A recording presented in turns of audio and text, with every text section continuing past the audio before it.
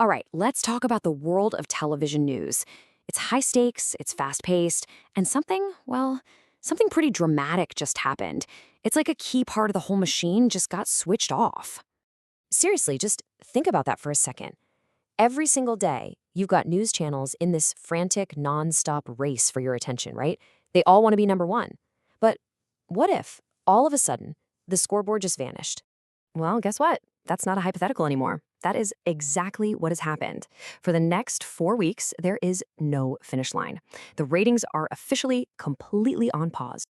So you're probably asking, how did we even get here? Let's dive in and break down this sudden ratings freeze so we can figure out what's really going on. Okay, so this order came straight from the top, from the Ministry of Information and Broadcasting. They told the official ratings agency, hey, you've got to stop publishing TRPs. And TRPs, by the way, stand for television rating points. But here's the key thing. This freeze applies only to news channels. So why do something so drastic? What's the official reason? Well, according to the government's order, it's all about curbing what they're calling unwarranted sensationalism, and they're pointing fingers directly at the reporting around the ongoing war in West Asia. And this is really the heart of the matter. The ministry's argument is that some channels are chasing higher ratings by using sensational, maybe even speculative coverage. And the big fear is that this could actually cause public panic. So this freeze, it's their attempt to hit the brakes and break that cycle. Okay, but to really get why this is such a big deal, we need to pull back the curtain and understand the system that just got paused. So let's talk about TRPs, what I like to call the invisible scorecard of television. So TRP, it stands for television rating point. And, at its core, it's a pretty simple idea. It's just a metric that measures how many people are watching a certain show at a certain time. That's it. More people watching means a higher TRP. Simple as that. But don't let that simplicity fool you. It is absolutely crucial to understand the power packed into that little number. A TRP isn't just some score on a board. It's the actual currency of the TV industry. I mean, it literally decides who gets rich and who goes out of business. And here's how that whole system works. It's this super powerful loop, right? So step 1, more people start watching a show. Step 2, the TRP rating for that show shoots up. Step 3, advertisers see those high ratings and they're like, we want in, so they're willing to pay way more for an ad spot. And finally, step 4, the more the advertisers pay, the more money the channel makes. It's a straight line from eyeballs to profit. So if these numbers have that much power, you've got to wonder who's actually calculating them and how on earth do they do it? Let's get into the nitty-gritty of how viewership is measured.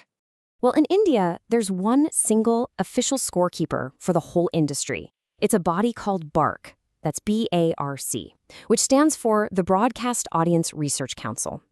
Think of them as the final word, the sole authority on who's watching what. And BARC is interesting because it's a joint industry company. You have the broadcasters and the advertisers, the very people who use the ratings, coming together to create it. The goal was to have a system everyone could trust.